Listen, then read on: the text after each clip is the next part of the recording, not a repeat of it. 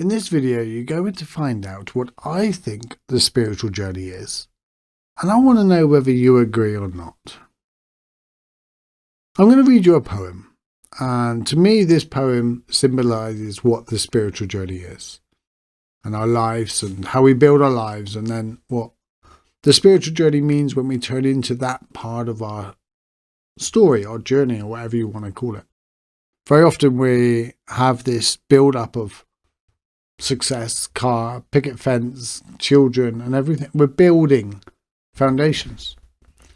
And then we get to the top or get to somewhere where we don't even recognize ourselves anymore. We don't even know where we're to, and we feel lost.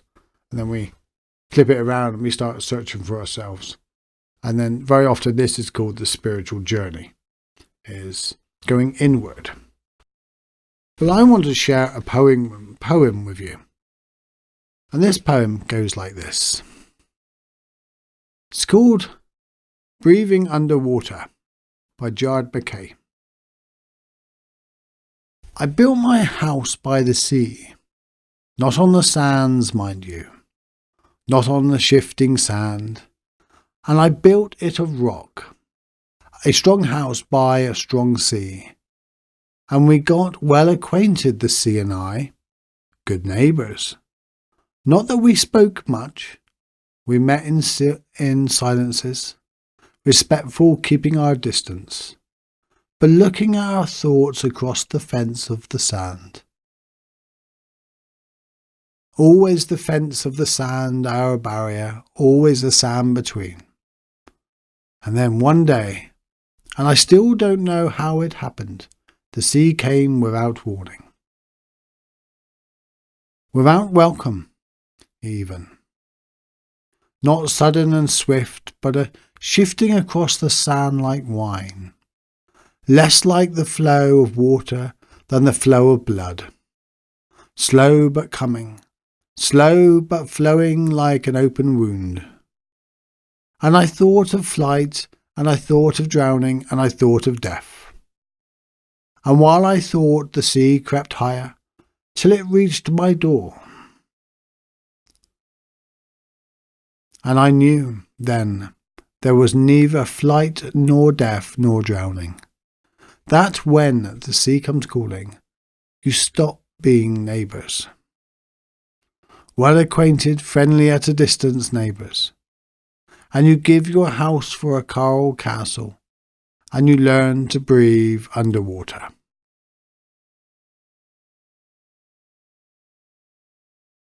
And you learn to breathe underwater. That to me is the spiritual journey. It's not about finding this eternal bliss within. You see, the spiritual journey isn't about feeling good and hugging trees and this enlightenment of feeling this eternal energy of light shining out of us. It isn't about avoiding negative people and avoiding situations in life we don't want. It's not about giving away everything we own. It's not about forgiving everybody in our lives and just going around and hugging everybody that's ever done us wrong and saying thank you for the gift. It's not about even looking at all of the times when you failed and got up and gone, oh, it was a wonderful lesson. They're all good and meritable things to do. But to me, most of them are disconnected. Most of them are not the genuine spiritual journey. Let me explain what the genuine spiritual journey is. And I do it by going through this poem. The first half of life is about building your house, building your empire, building your foundation.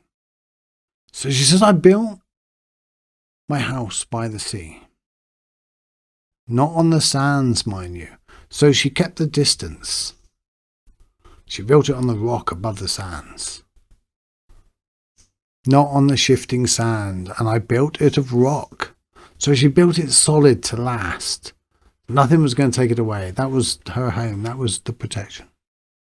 A strong house by the sea, and we got all acquainted, the sea and I. So she kept, they were neighbours. They weren't part of the same. They were there. She respected the sea respected her. And then as the poem goes on, suddenly the sea turns without warning. And this is the sea really is a metaphor for other people in our lives, or life itself. And as we get to a certain age or certain things happen, for me, I turned 40 and I hit rock bottom. And that was the sea turning inward on me. When I faced my dark night of the soul, where all my feelings and everything left, and I was so rock bottom that I had nothing to feel, I had nothing to live for, I had nothing to even die for. That's an important point. So this was when the tide turned on me, and it all come over, and it overtook me, it swamped me, it drowned me. Now, at that point, we go on the spiritual journey after that to feel better. And we often say we learn how to swim, and we learn my impression of swimming. You can tell I don't swim very often. And see, the thing is, we're on the surface of the water, we're swimming around, and we're looking for this boat, to get into this boat and feel safe and secure. Find people like us, find positive people, spiritual people. Find the tribe that we fit in, the ones that understand us. And that's great. What happens when you outgrow them? What happens if another wave comes along and takes the boat out? You reach for yourself. So to me, the spiritual journey is the last line. And you give your house for a coral castle. And you learn to breathe underwater. It's not a matter of getting in the boat. It's not a matter of finding people to hold you up. There's nothing wrong with finding people and a sangha that supports you openly. But it's a matter of learning to breathe underwater. You realise that you're there now. That is the life. Not saying that you'll stay depressed or feeling depressed, or you'll be down for the rest of your life, or you'll be at rock bottom. But the thing is, you learn to breathe from that point. And then in future, when things start improving, because everything is temporary, when things start improving and things start going the right way, you don't fear things going wrong anymore. You don't fear losing what you built up. Your house and your car and your picket fence and your relationships. You don't feel losing any of them because you're no longer attached to them, because you know you've learned to breathe underwater. You've learned to deal with difficult times.